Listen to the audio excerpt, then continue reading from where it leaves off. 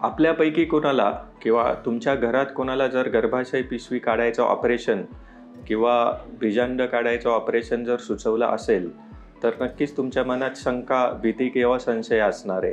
तर ह्या सगळ्या गोष्टी आज आपण आपल्या व्हिडिओत दूर करणार आहोत.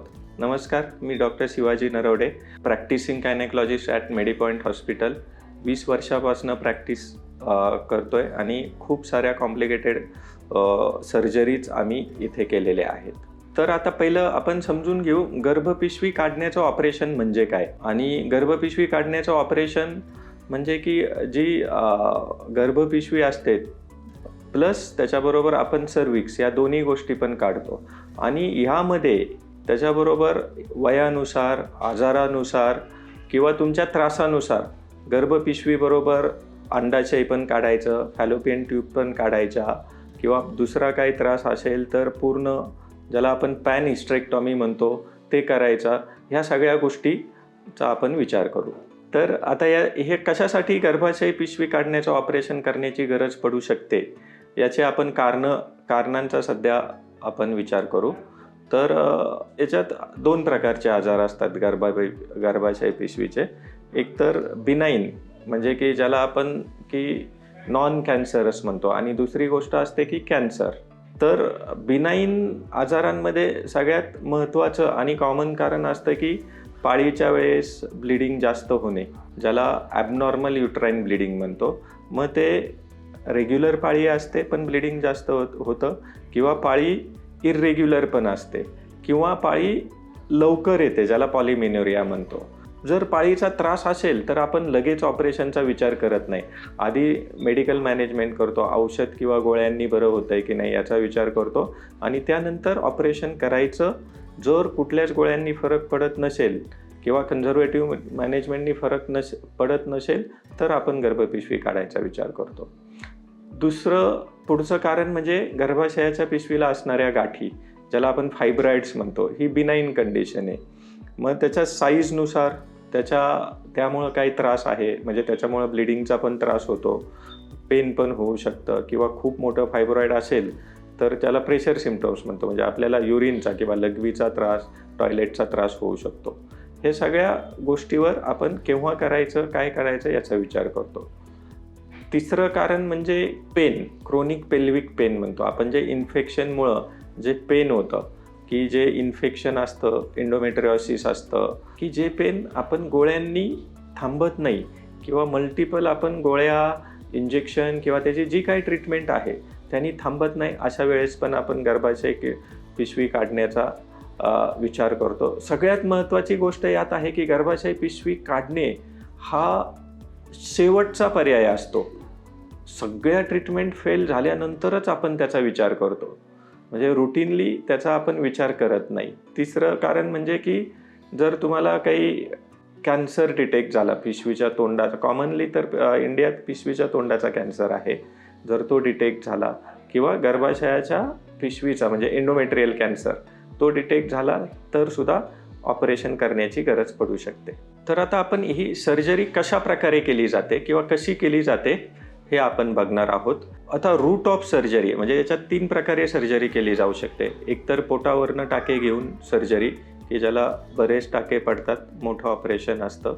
त्याच्यानंतर की व्हजायनल म्हणजे जिथनं डिलिव्हरी होते, म्हणजे त्याच ठिकाणावरनं गर्भपिशवी काढणे, म्हणजे पोटावर टाकेच पडत नाही. हा एक चांगला रूट आहे. आणि तिसरा रूट म्हणजे लॅप्रोस्कोपिक, ज्याला आपण दुर्बिणीतनं सर्जरी म्हणतो की दुर्बिणीतनं सर्जरी केली जाते. आता या तिन्हीपैकी प्रत्येकाचे इंडिकेशन्स वेगळे आहेत. तर सगळ्यात कॉमन सध्या जी प्रिफर्ड आहे ती म्हणजे दुर्बिणीतनं सर्जरी. दुर्बिणीतनं सर्जरीचे इंडिकेशन्स असे आहेत की बाबा खूप मोठी गाठ नाही आहे की जी दुर्बिणीतनं निघू शकते, खूप ॲडेजन्स नाही आहे किंवा पेशंटला ॲनेस्थेशिया रिलेटेड मेजर रिस्क नाही आहे. तर ह्या केसमध्ये आपण पहिला प्रेफरन्स असतो की सर्जरी दुर्बिणीतनंच झाली पाहिजे. दुसरा प्रेफरन्स असतो की व्हजायनल. आता व्हजायनल सर्जरी केव्हा केली जाते की तुमची गर्भपिशवी बाहेर येते, गर्भपिशवी आणि लघवीची पिशवी त्यावेळेस बाहेर येते. आणि नॉन डिसेंट व्हजायनल हिस्टेरेक्टॉमी म्हणजे जरी गर्भपिशवी बाहेर येत नसेल पण युट्राईन साईज खूप मोठी नसेल तर फायब्रॉईड पण छोटे असेल तर ती पण नॉन डिसेंट व्हजायनल हिस्टेक्टॉमी आपण करतो. आणि तिसरा आणि शेवटचा जो लिस्ट प्रेफर्ड सर्जरीचा प्रकार आहे की ओपन सर्जरी. ओपन म्हणजे टाके घेऊन, जे आपण आधी करायचो 15-20 वर्षापूर्वी जेव्हा लॅप्रोस्कोपी अवेलेबल नव्हतं. तर ती केव्हा की खूप मोठी फायब्रॉईड साईज आहे, म्हणजे 20 सेंटीमीटर आहे, 30 सेंटीमीटर आहे, 5-10 फायब्रॉईड्स आहेत. अशा वेळेस आपण ती सर्जरी प्रेफर करतो. किंवा जर आपण सस्पिशियस कॅन्सर रिलेटेड काही असेल की पिशवी काढतोय, त्याच्याबरोबर मग ओव्हॅरियन ट्यूमर आहे किंवा त्याचा कॅन्सर आहे, तर अशा वेळेस मग आपण ओपन सर्जरी प्रेफर करतो. तर आता आपण माहिती घेणार आहे की कुठली सर्जरी प्रेफरेबल आहे, कुठल्या सर्जरीचे कमी साईड इफेक्ट आहे किंवा कमी त्रास आहे. तर मी जसं सांगितलं त्याप्रमाणे सगळ्यात कमी त्रास आहे नॉन डिसेंट व्हजायनल सर्जरी, म्हणजे आपण व्हजायनल रूटनी करतो आणि त्याला स्टिचेस नसतात, म्हणजे जे काही स्टिच असतात ते आतूनच असतात, जे लॅप्रोस्कोपीमध्ये पण आतून असू शकतात. तर ती प्रेफरेबली असते. त्याचे स्पेसिफिक इंडिकेशन आहे आणि त्याचं स्पेसिफिक स्किल सेट पण आहे. म्हणजे सर्वच लोक नॉन डिसेंट व्हजायनल सर्जरी करतात असं नाही, आपल्या इथे आपण रुटीनली करतो. दुसरा पार्ट आहे की second preferable is laparoscopic surgery. तर लॅप्रोस्कोपिक सर्जरी म्हणजे आता बऱ्याच तुम्हाला माहीत असेल की की होल सर्जरी असते, म्हणजे 1 सेंटीमीटरचा एक पोट असतो आणि 0.5 सेंटीमीटरचे इन्स्ट्रुमेंट टाकायला जे पोट असतात ते 2 किंवा 3 असतात. तर एवढ्या याच्यातनं आपण लॅप्रोस्कोपिक सर्जरी करतो. लॅप्रोस्कोपिक सर्जरीचा त्याच्यात एनर्जी बेस्ड डिव्हायसेस म्हणजे कॉटरी हे वापरलं तर तुम्हाला जे लायगेशन किंवा ओपन सर्जरीमध्ये ज्या गोष्टी असतात त्या कराव्या लागत नाही. आणि याचा ॲडव्हान्टेज असा असतो की रिकव्हरी खूप फास्ट असते. या दोन्ही सर्जरीज तुम्ही डे 2 किंवा डे 3ला पेशंट घरी जाऊ शकतो. इवन मी तर काही पेशंटला 7-10 डेज नंतर फुल वर्किंग हे सुरू होतं. आणि सगळ्यात शेवटचा आणि लिस्ट प्रेफरेबल आहे की बाबा ॲबडॉमिनल सर्जरी. आता हे स्पेसिफिक इंडिकेशन असल्याशिवाय करायलाच नाही पाहिजे. रुटीनली तर इट इज ॲब्सोल्यूट, कारण आता लॅप्रोस्कोपिक सर्जरी ह्या सगळीकडेच अवेलेबल झालेल्या आहे. अनलेस याचं एकच इंडिकेशन आहे की contraindication to laparoscopic surgery, म्हणजे जिथं लॅप्रोस्कोपिक सर्जरी करू शकत नाही तिथेच ॲबडॉमिनल सर्जरी करायला पाहिजे. तर सर्जरीनंतर कुठला म्हणजे साईड इफेक्ट किंवा त्रास होऊ शकतो.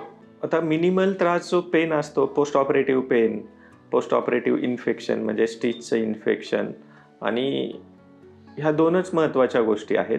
हा महत्त्वाचा त्रास होऊ शकतो. हा पण फार रेअर आहे, कारण आता लॅप्रोस्कोपिक सर्जरीमध्ये किंवा व्हजायनल सर्जरीमध्ये हा त्रास फारच मिनिमल किंवा निग्लिजिबल आहे.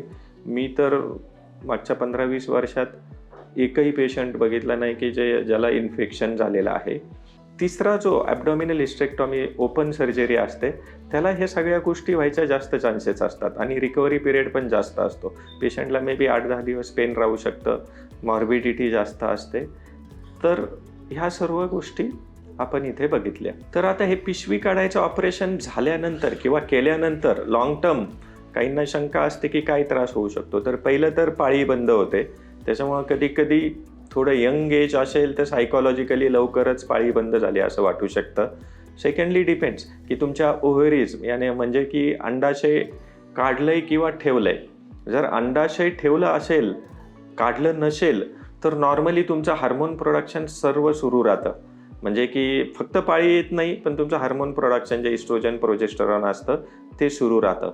जर अंडाशय काढलं असेल तरच मग हार्मोन प्रोडक्शन बंद होतं आणि त्यामुळं जे हार्मोन रिलेटेड साईड इफेक्ट्स की जे हॉट फ्लशेस किंवा स्वेटिंग किंवा मूड चेंजेस, मूड स्विंग्स हे होतात.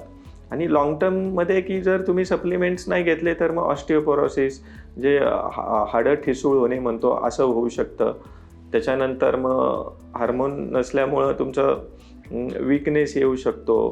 काही लोकांना कॉमनली सर्जरीनंतर वेट गेन होतं, असा गैरसमज आहे ॲक्च्युली तो. सर्जरीनंतर weight gain as a direct result नाही आहे की सर्जरीनंतर वजन वाढतं, तर ते इनडायरेक्ट इफेक्ट आहे की त्याच्यानंतर आराम होतो, चांगली काळजी घेतली जाते, त्याच्यामुळं वजन वाढतं. ॲज सच पिशवी काढायच्या ऑपरेशनमुळं किंवा गर्भाशयाची पिशवी काढण्याच्या ऑपरेशनमुळं वजन वाढत नाही. तर आता आपल्याला या सर्व माहितीवरनं आपल्या शंका भीती दूरच झाली असेल. जर गरज असेल तरच डॉक्टर पिशवी काढायचं, गर्भपिशवी काढायचं ऑपरेशन सांगतात. याच्यावर तुम्ही विश्वास ठेवा आणि तुम्ही डॉक्टरला काय काय प्रश्न विचारले पाहिजे की बाबा कुठल्या पद्धतीने ऑपरेशन करणार आहेत, काय काय त्याचा त्रास होऊ शकतो, ह्या सर्व गोष्टी डॉक्टरकडनं आधीच माहिती करून घ्या. म्हणजे तुमची भीती, शंका आणि संशय दूर होतील. धन्यवाद.